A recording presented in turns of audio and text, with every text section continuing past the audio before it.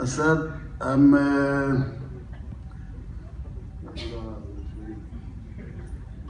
I'm sorry, I just have to learn a new language. So she looked at me and said, English is very, very important. I said, Mom, it's not going to be English. So what language are you going to learn? I said, Arabic. So she looked at me and said to my father in Yiddish, the kind darf sehen a doctor, the child should see a doctor. So, I'm sorry I can't speak with you as a lawyer, but I believe that it's balancing it by talking to you as someone who worked in the field years ago in the army and then in Sayarat Matkal, Shin Bet, and the minister. So I think I've learned the whole problems from all kind of positions. And I know that in Israel, you know, we are trying all the time to demonstrate the situation, not just as a case, not even just as a worst case, but it should be the worst case scenario. If it's not the worst case scenario, it's meaningless. We are just suffering a wave of terror attacks over the last 8-9 months. But people in Israel started to call it an intifada, the third intifada. When I told them, I'm sorry, we know exactly when started the first intifada, in 87, December 9th. When was the second intifada? 29 September 2000. And we don't know to say when this intifada, or so-called intifada, started. It means it's not an intifada. It's enough to say a tough flow of terror activities. We've suffered enough victims, enough people got injured. The trauma was pretty complicated for many people. But no, in Israel, it should be the worst case scenario. Recently, a minister of the government, just 2 months ago, resigned from the government, which is okay. But no, he resigned from the government and right away went to the media and said, the third temple is going to crash. Hey man, the third temple is not Lego bricks built. It's not going to crash just because you left the government. But, or a former Minister of Defense, he wanted to say something bad about the government he served for years. So, the soft word he found in his pocket was, it's a kidnapped government, not less than that. You know, it reminds me always about the old story about a couple who's going to the doctor to get the results of an MRI test. I don't know how it's in the States. In Israel, we talk jokes about Polish people. I'm Polish, so it's okay. And so Bronya and Jacek are going to the doctor, and Bronya said, Jacek, I'm not going to go inside. I'm too nervous. You go and bring me the results. So he got in, an hour, 2 hours. He comes out and said, what have you done 2 hours at the doctor? He looked at and said, Bronya, get into the car, we are going back home. You are not driving until you give me the results. So he looked at her and said, Bronya, your mother is moving to live with us. What's the hell the doctor has to do with my mother? He said, I don't know. He told me we have to be prepared for the worst case scenario.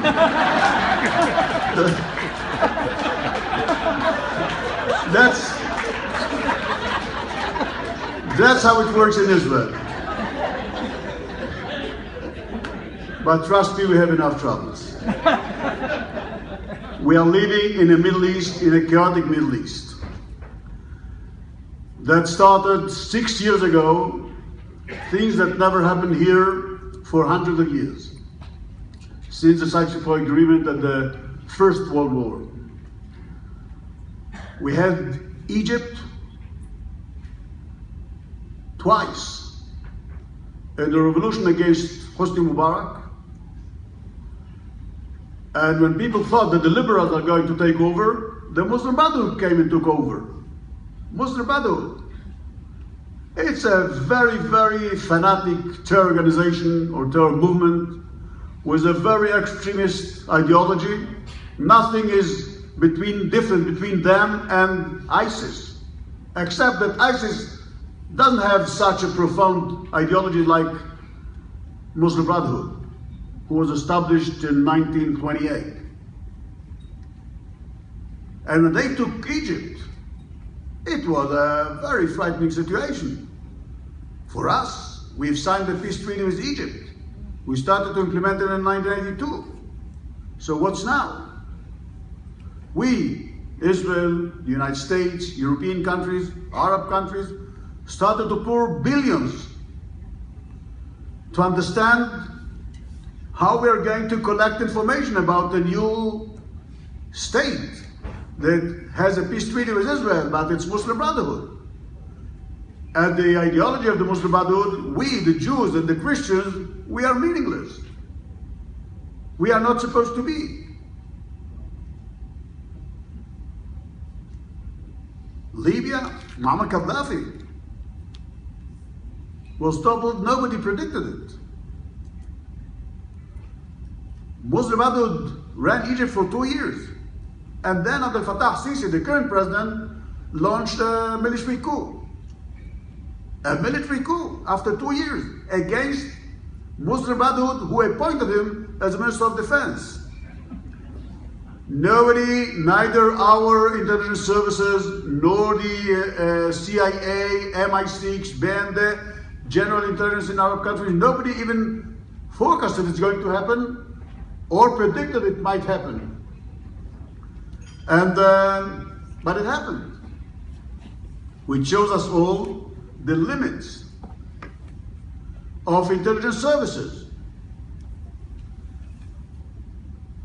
And it's not ending by Egypt. Although I know that when Abdel Fattah Sisi launched the military coup, and people didn't want to agree it was a military coup, because if it is a military coup, he's not allowed to get the security aid from the US. According to the United States rules, you are not allowed to pay any aid to a country that the regime was taken by a military coup. So I remember once I told him it's a military coup, he said no. An Egyptian guy said, no, Avi, I beg to differ, it's not a military coup. I said, so what was it? He said it was a revolution by the people. I asked him, who said it's a revolution by the people? He said, even Abdel Fattah Sisi himself stated it's a revolution by the people. So I told him it reminds me the story about the Jewish shtetl in Poland when the moil. It took me a while to explain what's a moil. So, the Egyptian guy, by the way, assisted me and helped me to explain it in English. I didn't know the word. And the Jewish moil, the rabbi, in his office at the window, he put a cake of 3 floors with candies and marshmallows and cream and everything. And people asked him, Rabbi Moshe, why do you put such a cake in your window? And he looked at them and said, what do you want me to put? So what do you expect Abdel Fattah Sisi to say? Syria, Bashar al-Assad was about to be toppled. I personally heard the leaders of Israeli intelligence services and in some other countries, they predicted that Bashar al-Assad has single months, if not weeks. All of them are not in job today, except one, Bashar al-Assad. Which shows us all that we are very, very problematic in forecasting events in the Middle East. Yemen. The Houthis, I remember just 3 years ago, when I spoke about the Houthis in Yemen, people told me, Avi, where did you bring the Houthis from? Who are they? They conquered Yemen. Iraq is an old story. So when we speak about the Middle East, the Middle East that we are living in. So we are the only stable island. With all jokes about the Israelis, but we are the only stable island. We have normal elections every 2, 3, or 4 years. But democratic.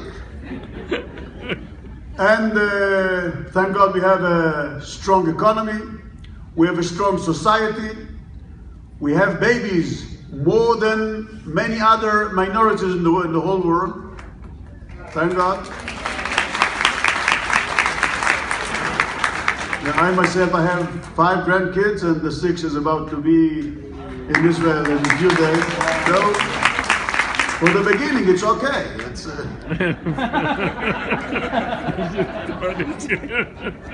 I told my son that he's supposed to have the 6th, the new baby. I told him he's going to be the sandwich baby. Remember it.